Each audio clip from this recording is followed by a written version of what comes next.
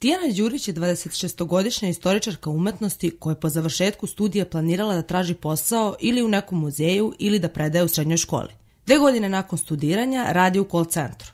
Ovo nije usamljen slučaj. Svega nekoliko od 90 istoričara umetnosti koliko ih godišnje diplomira radi u struci. Tijana kaže da se Filozofski fakultet ne bavi pripremom studenata za tržište rada, kao i da je istoričar umetnosti kao profil zanimanja jako malo tražen u Srbiji. Uglavnom se ne zapošljavaju, ali ako se zapošljavaju, prvo volontiraju po nekim muzejima, pa verujem da se tako i zaposle. Uglavnom po muzejima i po školama. Naravno da želim da nađem, ko ne želi, planiram da nađem. Voljela bi da radim u školi, na primjer, što da ne. Posao najlakše dobijaju diplomci Elektrotehničkog fakulteta. Branko Kovačević, redovni profesor i dekan Elektrotehničkog fakulteta, kaže da je komunikacija između fakulteta, preduzeća i države ključna. Elektrotehnički fakultet svake godine organizuje sajam zapošljavanja, gde se studenti pripremaju za tržište rada, ostvaruju kontakte i uče.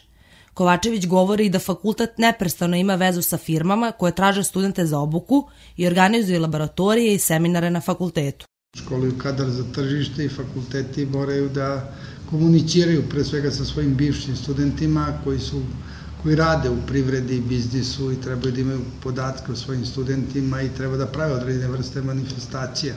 Svugde u svetu najznačajnija je ta alumni organizacija fakulteta koje ne čine ljudi koji rade na fakultetima, koji su završili i koji su napravili neke karijere. Ljudi tamo moraju da pomažu, naravno i fakultetima da bi imali savremenu opremu, a konačno da bi se novi studenti zapošljavali. Kovačević dodaje da Nacionalna služba za zapošljavanje treba da bude servis koji će koristiti nezaposlenima, fakultetima i preduzećima kojima su potrebni kadrovi. Iz Nacionalne službe za zapošljavanje kažu da najveće šanse imaju oni koji su zainteresovani za zaposlenje u što više različitih zanimanja.